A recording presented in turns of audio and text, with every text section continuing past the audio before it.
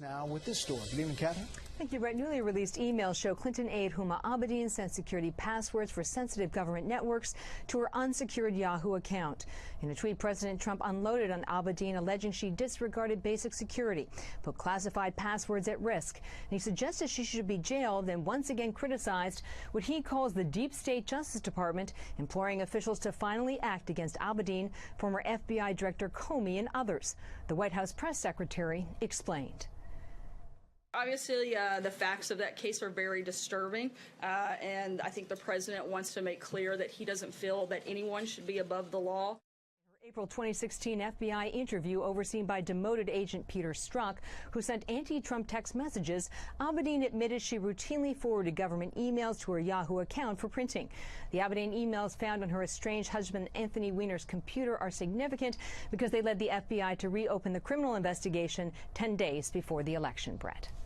So is there more fallout over this New York Times story that the Trump campaign ad, George Papadopoulos, started the FBI Russia probe by talking to the Australians? Well, that's right. Australian media reports today there is anger and frustration over leaks by U.S. officials revealing an Australian diplomat shared intelligence that may have kick-started the FBI Russia probe. According to the Sydney Morning Herald, the Australian ambassador to the U.S., Joe Hockey, personally dealt with the FBI over claims the Russians had damaging information on Hillary Clinton. The New York Times first reported that campaign aide George Papadopoulos, who recently pled guilty to lying to the FBI, made the allegations in May 2016 over drinks in London with diplomat Alexander Downer. On Fox today, a senior House Republican said the report is a distraction from the faulty Trump dossier funded by Democrats. Clearly, people are trying to say, oh, don't worry about the dossier, there were these other things. I'm not sure that the Papadopoulos explanation is really any better. In fact, it's probably thinner than even the dossier. Based on Fox's reporting, a mosaic of intelligence, not a single source, prompted the FBI probe, Brett. Continue to follow it. Kathy, thank you. You're welcome. Up our news this half an hour right now, a disturbing new report about Hillary Clinton's email scandal. Clinton aide Huma Abedin forwarded sensitive emails and passwords that contained government passwords to her Yahoo account, according to the Daily Caller. Yahoo suffered a massive breach in 2013, you remember, affecting billions of accounts. The president just tweeted about this. Here's what President Trump said this morning. Crooked Hillary Clinton's top aide, Huma Abedin, has been accused of disregarding basic security protocols. She put classified passwords into the hands of foreign agents. Remember sailors' pictures on submarine? Jail.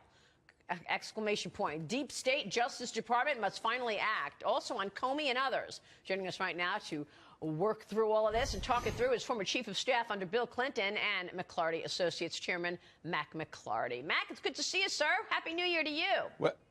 Well, Maria, Happy New Year to you and to Dagan, the visionary, and your other panelists there. I'm delighted to be with you. Thank you so much. So your reaction to this story on a serious matter, Mac. I mean, we continue to talk about this email scandal because we know that there's impact. And Huma Abedin, now we learn, forwarded all of these documents with passwords to her Yahoo account. What's your reaction? Maria, it is a serious matter. This is kind of Groundhog Day. We've talked a lot about emails, and what it really suggests, we're in a new era with emails, the way we communicate. Privacy is an issue, hacking, and that's how these came to light. I think all of them have to be fairly investigated and done so in a timely manner. That includes the Russia investigation as well, and I think the American public is ready to get this done and move forward.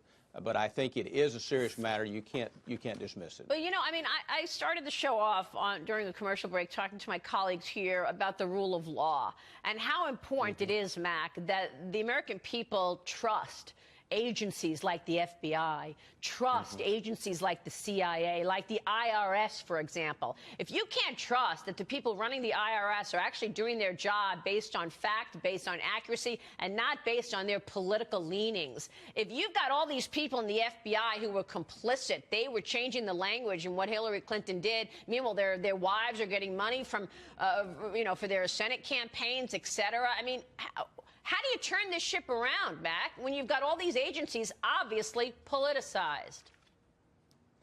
Trust in public institutions is a cornerstone of democracy. I think the new director of the FBI, Christopher Wray, spoke very thoughtfully and seriously in his last congressional hearing. He talked about the Inspector General's report. I think that's one way to get to it. I think we have a new administration in charge. That's a turning of the page, so to speak, on some of these issues you're talking about. And, of course, congressional standing, Maria, as you and your panelists know, is also at a very low level. So this is a fundamental issue in our democracy. The only institution that really posed well right now is the military. Speaking of the military, James Freeman here with the Wall Street Journal. People in the military obviously know that they can be disciplined very harshly and occasionally are for being reckless with classified information. We have this new story on Huma Abedin. Then I'm wondering how this happened. Hillary Clinton in her memoir wrote about how careful they are supposed to be with sensitive information. When you observe and you know the Clintons well, why do you think there was such a recklessness? What do you think the reason for all of this, the private server and all of this mishandling of information was with the emails? James, I'm not sure I'm ready to accept your premise of recklessness. I think we are in a new era regarding emails, just how we communicate. And bear in mind, this incident and others really come to light, not that it makes it any less serious if there's classified information involved, but came to light with hacking of emails. And that's a very different dynamic than we've seen in the last several years. So I think we've got to come to grips with all of that. But your point about getting the facts, what happened, why, and then if there does need to be appropriate action considered, I think that's fair. Well, that's but the point, though. I don't know here. how this is being followed up. And by the way, you say reckless. The initial words from Jim Comey himself was gross negligence, but that, of course, was changed to carelessness by Andrew McCabe, I believe. California Congressman and House Intelligence Committee Chairman, Mac, Devin Nunes, wants to expand the investigation of the Russian interference in the 2016 election. And he's reportedly accusing the Justice Department and the FBI of corruption when it comes to claims of the Trump dossier. Now, Nunes is doing this without the blessing of the GOP, but he's getting stonewalled. So you're saying, Mac, you believe, as we all do, a fair investigation needs to take place, but they're stonewalling him, Mac. They're not giving him what he's asking. So what do you think happens here? I mean, how's he supposed to deal with that?